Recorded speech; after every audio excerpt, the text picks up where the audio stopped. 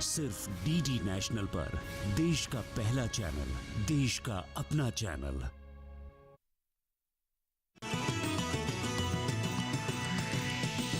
DD किसान, बदलते भारत की शान।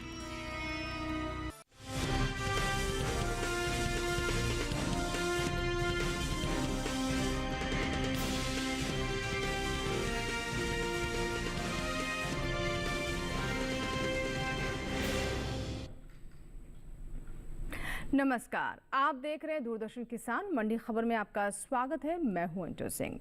मंडी खबर में अगले आधे घंटे के दौरान हम आपको बताएंगे किस कृषि जिन्स के भाव में आई तेजी, किस में आई मंदी, साथ ही जानेंगे आगे किस जा सकता है बाजार।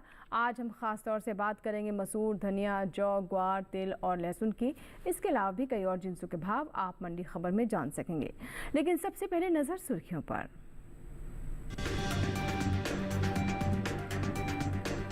लखीमपुर मंडी में 15 रुपए चढ़ा मसूर का भाव। दुर्गापुर मंडी में आई 50 रुपए की गिरावट। अमरेली मंडी में 950 रुपए लुढ़क कर 5,750 रुपए पर हुए धनिया के सौदे। धरोल मंडी में 585 रुपए उछला धनिया। लहसुन का निर्यात 73,000 टन के पार। कांगड़ा मंडी में 25,000 रुपए पर बिका लहसुन।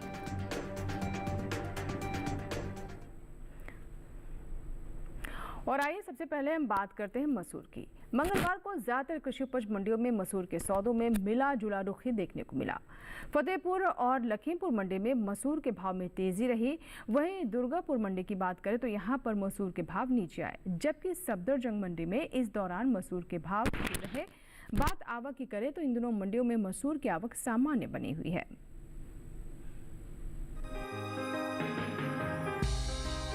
मंडियों में इन दिनों मसूर की आवक सामान्य है। मंगलवार को देश की ज्यादातर मंडियों में मसूर के सौदे उठापटक के साथ हुए। हालांकि कुछ मंडियों में इस दौरान मसूर के भाव में कोई फेरबदल नहीं हुआ। एक मार्क नेट के मुताबिक उत्तर प्रदेश की फतेहपुर मंडी में 1 जुलाई को मसूर का भाव रहा 6,775 रुपए। 2 जुलाई को इसके भाव में 5 रुपए की तेजी आई और भाव जा पहुंचा 6,780 रुपए पर। राज्य की ही लखीमपुर मंडी में इस दौरान मसूर के सौदों में मजबूती के साथ कारोबार हुआ। यहां 1 जुलाई को मसूर का भाव था 6,485 रुपए। 2 जुलाई को इसके सौदे 15 रुपए चढ़कर 6,500 रुपए पहुंच गए। सफदरगंज मंडी में बीते 2 दिनों के दौरान मसूर के भाव स्थिर रहे हैं। यहां 1 और 2 जुलाई को मसूर 6,650 रुपए पर ही बनी हुई है। इस बीच पश्चिम बंगाल की दुर्गापुर मंडी में मसूर के भाव में गिरावट देखने को मिली है। सोमवार को यहां मसूर का भाव था 9,650 रुपए। मंगलवार को इसके सौदे 50 रुपए लुढ़क कर 9,600 रुपए पर पहुंच गए। मसूर की पैदावार की बात करें तो इस साल रबी मसूर की पैदावार में बढ़त देखने को मिल सकती है।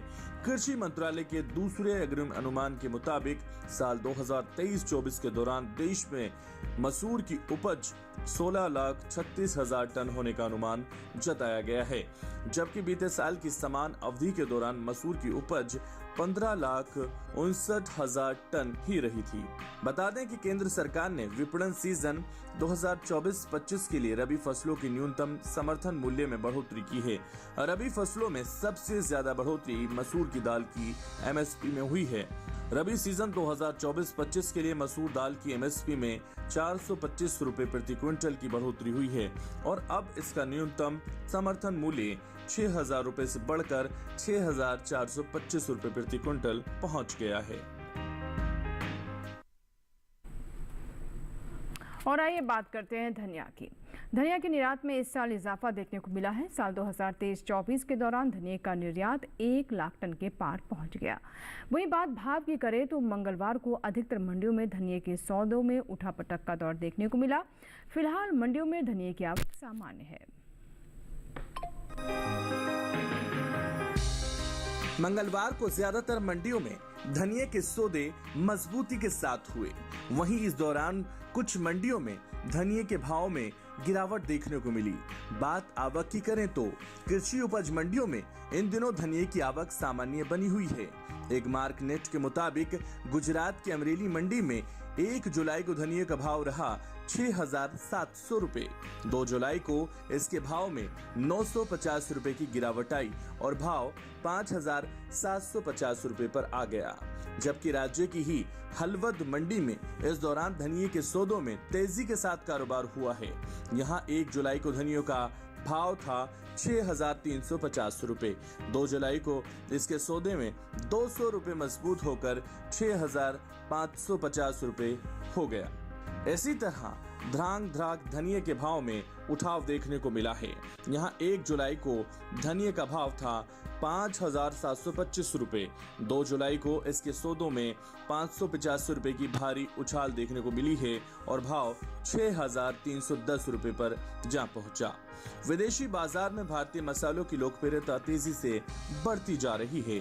भारतीय मसाला बोर्ड की ओर से हाल ही में जारी किए गए ताज़ा आंकड़ों के मुताबिक निर्यात किए जाने वाले मसालों की मात्रा और कीमतों में खासा इजाफा हुआ है।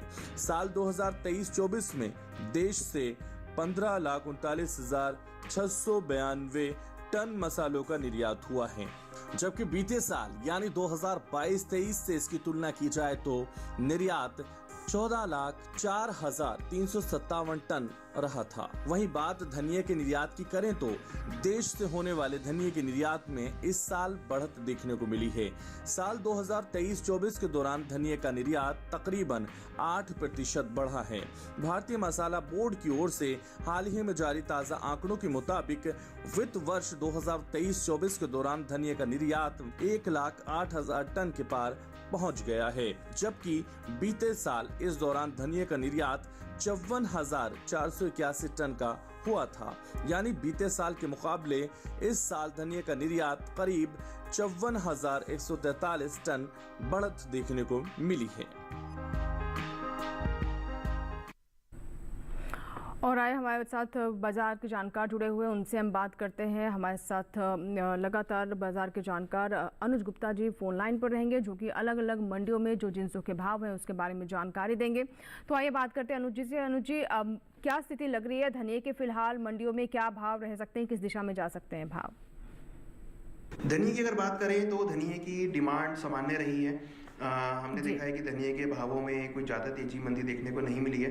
हालांकि कई मंडियों में हमने भावों में एक उछाल भी आते हुए देखा है। निर्यात मांग का असर भावों पर रहा है, मगर अगर हम ओवरऑल सभी मसालों की बात करें तो वायदा व्यापार के अंदर हमने मसालों में नरमी का ही रुक आते हुए देखा है। मानसून का असर भावों पर रहा है और कहीं ना कहीं हमने ये भी देखा है कि मानसून के एक्सपेक्टेशन की वजह से इस बार बुआई भी बढ़ती हुई दिखाई दे रही है। तो छोटी अवधि में हमें लगता है कि भावों में उछाल आ सकता है, मगर लंबी अवधि में लग रहा है कि भावों में सीमित दायरे का कारोबार रहेगा। जी जी, ऐसे में किसानों के लिए बेहतर क्या रहेगा, किस तरह की स्ट्रेटेजी उनको अपनानी चाहिए? धनिया किसानों को सलाह है कि उनको अभी फिलहाल अगर छोटी अवधि का व्यू है तो होल्ड कर सकते हैं। छोटी अवधि में तेजी आ सकती है, मगर लंबी अवधि में मानसून पे काफ़ी हद तक डिपेंड रहेगा।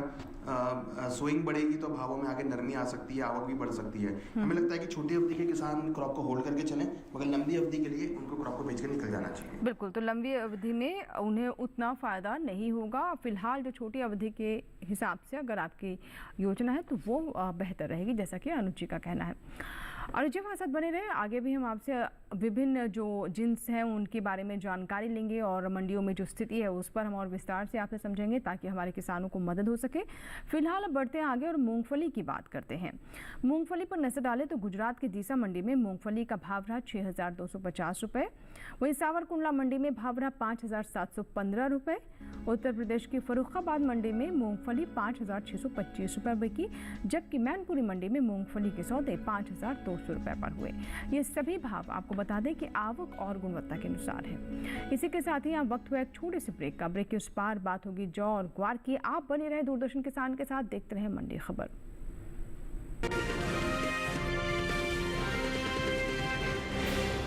ज्यादा उपज और भरपूर मुनाफा भी, दोनों मिलेंगे टोरी से। एक हाथ में खरपतवार की हार और दूसरे हाथ में ज्यादा पैदावार। समझे? IIL के ट्रैक्टर ब्रांड का टोरी। अब खरपतवार होगा हक्का बक्का, बढ़ेगा मक्का।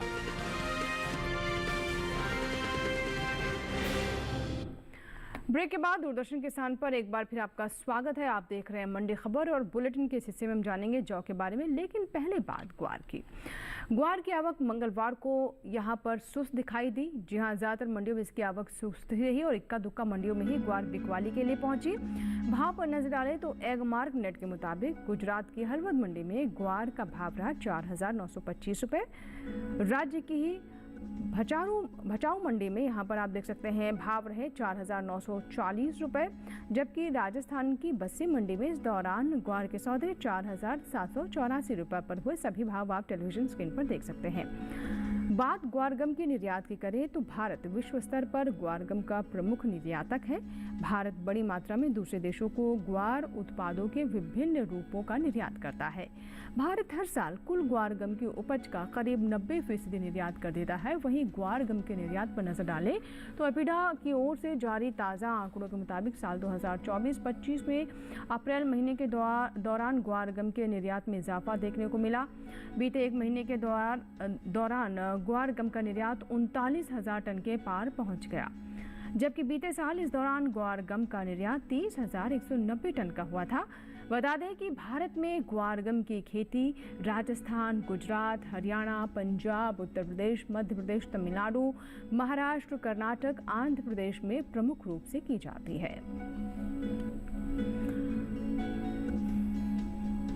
और आइए बात करते हैं एक बार फिर से अनुज जी से। अनुज जी, ग्वार के भाव किस दिशा में जाते हुए दिखाई दे रहे हैं और अभी जो हमने तमाम बातें बताई हैं, इनका इम्पैक्ट मंडियों पर, बाजार में किस तरह का हो सकता है? ग्वार का जहाँ तक सवाल है, हमने ग्वार में पिछले कुछ दिनों में दबाव बनते हुए देखा है। जी। वायदा व्यापार के अंदर भावों में दबाव रहा है। नॉर्मल मानसून का असर भावों पे रहा है और भावों में हमने नरमी आते हुए देखी है। मगर दूसरी तरफ अगर बात करें निर्यात की, तो ग्वारगम के निर्यात में हमने इजाफा होते हुए देखा है। हालांकि भाव अभी निचले स्तरों पे ट्रेड कर रहे हैं, भावों में कोई तेजी देखने को नहीं मिली है, मगर कहीं ना कहीं निर्यात जो है ग्वारगम का बढ़ता हुआ दिखाई दिया है। जी, तो ऐसे में किसानों को क्या करना चाहिए? जैसे कि आप बता रहे कि दबाव देखने को मिल रहा है, तो किसानों की क्या योजना होनी चाहिए ताकि उन्हें भाव अच्छे मिलते रहें? ग्वार किसानों को सलाह है, क्योंकि निर्यात बढ़ रहा है, हमें लगता है कि उनको होल्ड करना चाहिए। लंबी अवधि में भावों में तेजी आ सकती है। छोटी अवधि में मानसून का असर रहेगा जिससे भाव नरम हो सकते हैं, मगर लंबी अवधि में हमें लगता है कि भावों में तेजी रह सकती है।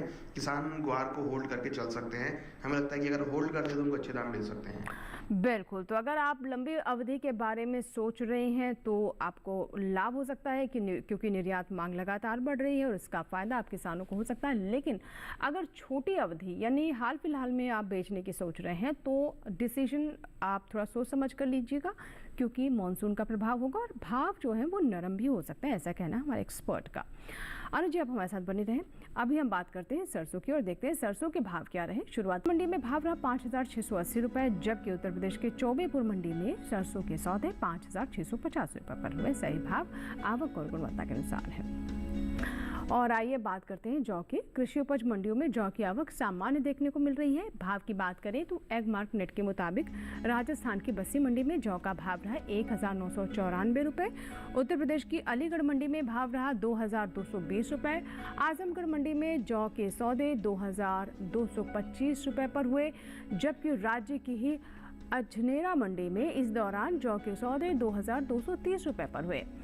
कृषि एवं किसान कल्याण विभाग की ओर से साल 2023-24 के लिए दूसरे अनुमान को जारी किया गया है, जिसके मुताबिक देश में रबी जौ की पैदावार साल 2023-24 के दौरान 22,24,000 टन होने का अनुमान है, जबकि बीते साल इस दौरान रबी जौ की उपज 19,13,000 टन रही थी। वहीं इस साल अंतर्राष्ट्रीय बाजार में भारतीय अनाज उत्पादों में बढ़ोतरी भी हुई है।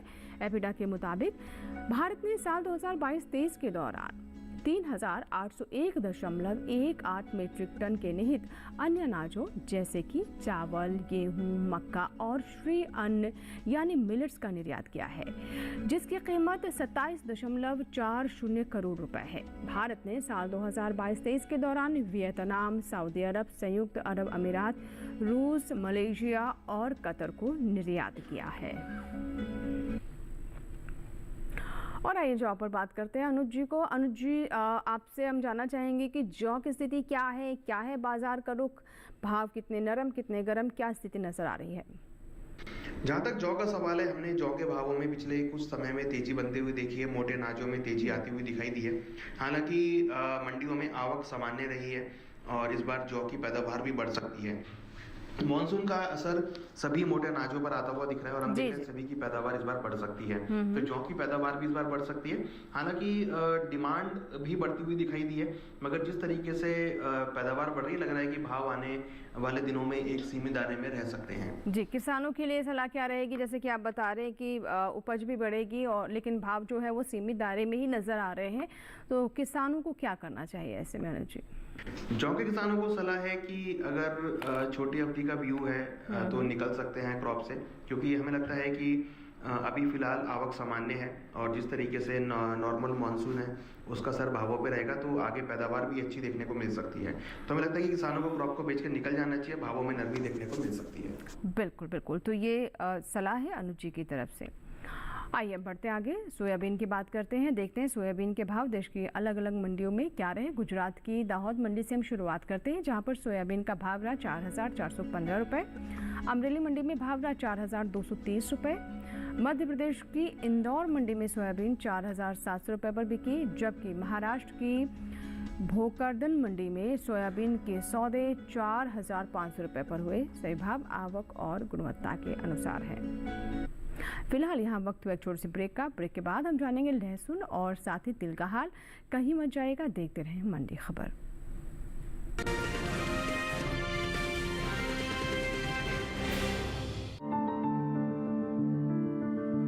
फसल में कीट लगा हो या कोई बीमारी, पशुपालन में हो कोई दिक्कत या चाहिए कोई जानकारी, फोन उठाएं, नंबर मिलाएं और कहें हेलो किसान। हेलो किसान, हेलो किसान, हेलो किसान। सोमवार, बुधवार और शुक्रवार शाम 6 से 7 बजे सिर्फ डीडी किसान पर।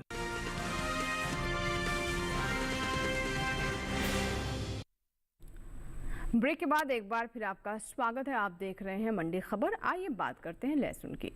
देश से होने वाले लहसुन के निर्यात में इस साल बढ़त देखने को मिली है। साल 2023-24 के दौरान लहसुन का निर्यात तकरीबन 8% बढ़ा है। भारतीय मसाला बोर्ड की ओर से हाल ही में जारी ताज़ा आंकड़ों के मुताबिक वित्त वर्ष 2023-24 के दौरान लहसुन का निर्यात 73,000 टन के पार पहुँच गया है, जबकि बीते साल इस दौरान लहसुन का निर्यात 57,346 टन का हुआ था। यानी बीते साल के मुकाबले इस साल लहसुन के निर्यात में करीब 16,604 टन बढ़त देखने को मिली है।